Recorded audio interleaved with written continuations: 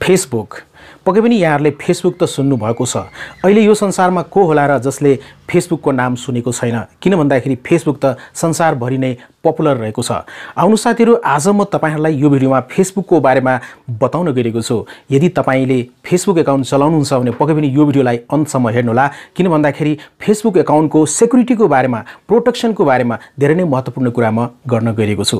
जस्तै हामीले Facebook account चलाउँछौं र फेसबुक अकाउन्ट चलाउने क्रममा हामीले विभिन्न प्रकारका पोस्टहरु गर्छौं, त्यसैले हामीले पिक्चरहरु अपलोड गर्छौं र कल्पना गर्नुस् यदि तपाईको फेसबुक अकाउन्ट चाहिँ कसैले चलायो भने, तपाईको फेसबुक अकाउन्टको पासवर्ड कसैलाई थाहा भयो भने के गर्नुहुन्छ? धेरै नै नराम्रो हुन्छ त्यस्तो बेलामा।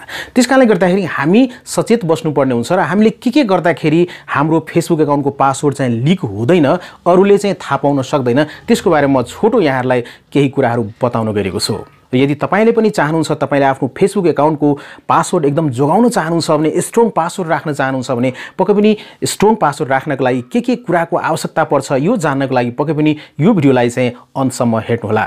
नमस्ते, म हुँ अनिक र अहिले तपाईहरुले हेर्दै हुनुहुन्छ अनिक कम्प्युटर युट्युब च्यानल। तपाईले हेरिरहनु भएको भिडियोको मुनि तपाईले एउटा रातो बटन देख्न सक्नुहुन्छ। त्यो रातो बटनमा तपाईले टच गरेर यो च्यानललाई सब्स्क्राइब गर्नुहोला र त्यसैले बेल बटन तपाईले देख्न सक्नुहुन्छ, बेल बटनमा पनि टच गर्नुहोला। त्यसपछि साथीहरु तपाईले यहाँ चाहिँ लाइक बटन देख्न सक्नुहुन्छ, लाइकमा टच गर्नुहोला र भिडियोलाई चाहिँ यसरी लाइक गर्नुहोला। र त्यतिले मात्र पुग्दैन साथीहरु, तपाई तलतिर आउनुहोला र तलतिर तपाईले यहाँ देख्न सक्नुहुन्छ कमेन्ट बक्स रहेको छ। यो कमेन्ट बक्समा तपाईले यहाँ चाहिँ कमेन्ट गर्नुहोला पक्कै पनि। जस्तै कि साथीहरु, हामीले फेसबुक अकाउन्ट क्रिएट गर्ने बेलामा हामीले पासवर्ड दिनुपर्ने हुन्छ सेक्युरिटीको लागि, र पासवर्ड चाहिँ एकदमै गाह्रो पासवर्ड हामी राख्दैनौं, किन भन्दाखेरि सम्झनको लागि हामीलाई गाह्रो भइरहेको हुन्छ। त्यसैकारणले कतिजना साथीहरुले के गर्नुहुन्छ भन्दाखेरि सजिलो पासवर्ड राख्नुहुन्छ ताकि त्यो बेलामै सम्झिन सकौं भनेर, सम्झेर पासवर्ड राख्न सकौं भनेर। पासवर्ड बिर्सियो भने त गाह्रो हुन्छ, तैपनि पासवर्ड बिर्सियो भने त रिसेट गर्न मिल्छ, तर सजिलोको लागि हामीले सजिलो पासवर्ड राख्छौं सम्झिन सजिलो होस् भनेर।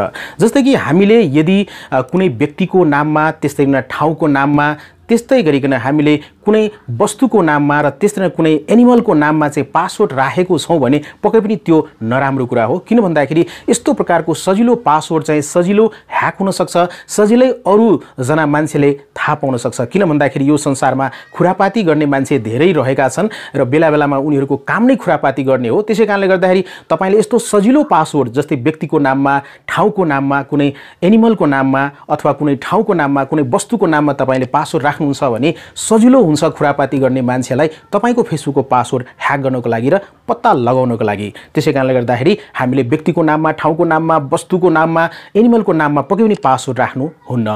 यदि तपाईले यस्तो प्रकारको पासवर्ड राख्नु भएको छ भने पक्कै पनि तुरुन्तै तपाईले फेसबुकको पासवर्ड चेन्ज गर्नुहोला।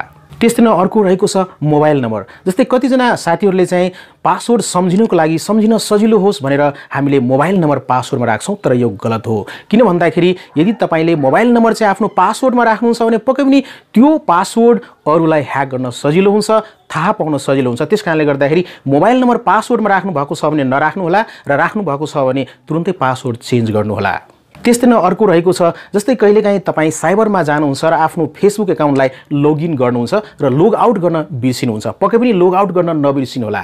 यदि तपाईले लग आउट गर्न बिर्सिनु भएको छ भने पक्कै पनि तपाईले आफ्नो पासवर्ड चेन्ज गर्नु होला। जस्तै कहिलेकाहीँ साथीको घरमा जानुहुन्छ, साथीको मोबाइल प्रयोग गर्नुहुन्छ, साथीको मोबाइलमा फेसबुक लगइन गर्नुहुन्छ तर लग आउट गर्नुहुन्न। त्यसैले साथीको कम्प्युटरमा तपाईले चाहिँ लगइन गर्नुहुन्छ, लग आउट गर्नुहुन्न। त्यसैले कहिलेकाहीँ तपाई अफिसमा हुनुहुन्छ, अफिसको कम्प्युटरमा तपाईले आफ्नो फेसबुक आइडी लगइन गर्नुहुन्छ तर लग आउट गर्न बिर्सिनुहुन्छ भने पक्कै पनि तपाईले यस्तो बेलामा, यदि यस्तो अवस्था छ भने पक्कै पनि तपाईले आफ्नो फेसबुक अकाउन्टको पासवर्ड तुरुन्त नै चेन्ज गर्नुहोला, नत्र तपाईको फेसबुक अकाउन्ट चाहिँ ह्याक हुन सक्छ। तपाईको फेसबुक अकाउन्टको पासवर्ड अरूलाई जानकारी हुन सक्छ र यस्तो भयो भने पक्कै पनि नराम्रो हुन्छ, तपाईको जीवनमा नराम्रो उथलपुथल आउन सक्छ। त्यस्तै अर्को रहेको छ विक पासवर्ड। यदि तपाईले आफ्नो फेसबुक अकाउन्टमा सजिलो पासवर्ड राख्नु भएको छ भने जस्तै कि 1 2 3 4 5 6 त्यसैले ABCDEF राख्नु भएको छ भने, अथवा तपाईले 0000 राख्नु भएको छ भने, अथवा तपाईले 1111 राख्नु भएको छ भने, अथवा तपाईले 112233 राख्नु भएको छ भने पक्कै पनि यो चाहिँ विक पासवर्ड हो, सजिलो पासवर्ड हो। यस्तो पासवर्ड राख्नु भएको छ भने पक्कै पनि तपाईको फेसबुक अकाउन्ट ह्याक हुने 99% सम्भावना हुन्छ। त्यसैकारणले साथीहरु, हामीले आफ्नो फेसबुक अकाउन्टको पासवर्ड चाहिँ एकदमै स्ट्रङ पासवर्ड राख्नुपर्ने हुन्छ।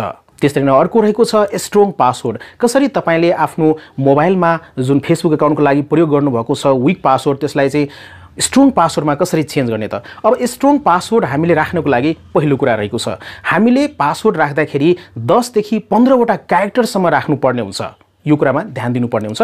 र पहिलो कुरा के छ भने हामीले चाहिँ नम्बर युज गर्नुपर्ने हुन्छ है। त्यस्तै न दोस्रोमा रहेको छ क्यापिटल लेटर युज गर्नुपर्ने हुन्छ र त्यस्तै न स्मल लेटर युज गर्नुपर्ने हुन्छ र त्यस्तै गरिकन अर्को कुरा रहेको छ तपाईले आफ्नो मोबाइलमा सिम्बलहरू देख्न सक्नुहुन्छ, साइनहरू देख्न सक्नुहुन्छ, जस्तै कि ह्याशको साइन रहेको छ, स्टारको साइन रहेको छ, डलरको साइन रहेको छ। यी सम्पूर्ण कुराहरू मिलाएर मिक्स गरेर जस्तै सिम्बलहरू, त्यस्तै न सानो एबीसीडी, ठुलो एबीसीडी र नम्बरहरूलाई मिक्स गरेर एकदम नै मिक्स्ड गरेर र्यान्डमली तपाईले चाहिँ आफ्नो 10 डिजिटदेखि 15 डिजिटको पासवर्ड चाहिँ प्रयोग गर्न सक्नुहुन्छ र यसरी तपाईको फेसबुकको पासवर्ड धेरै नै स्ट्रङ हुन जान्छ र यस्तो प्रकारको पासवर्ड ह्याक गर्नलाई धेरै समय लाग्छ ह्याकरलाई र अरू साथीहरूलाई खुरापाती गर्ने मानिसहरूलाई। त्यसकारणले गर्दाखेरि हामीले आफ्नो फेसबुक एकाउन्टलाई सेक्योर राख्नको लागि, प्रोटेक्टेड राख्नको लागि स्ट्रङ पासवर्ड राख्नुपर्ने हुन्छ। पक्कै पनि फेसबुक एकाउन्टको पासवर्ड चेन्ज गर्नलाई यदि तपाईले प्रोटेक्टेड एकाउन्ट र सेक्योर्ड एकाउन्ट चाहनुहुन्छ भने र साथीहरू अझ पनि तपाईले आफ्नो फेसबुक एकाउन्टलाई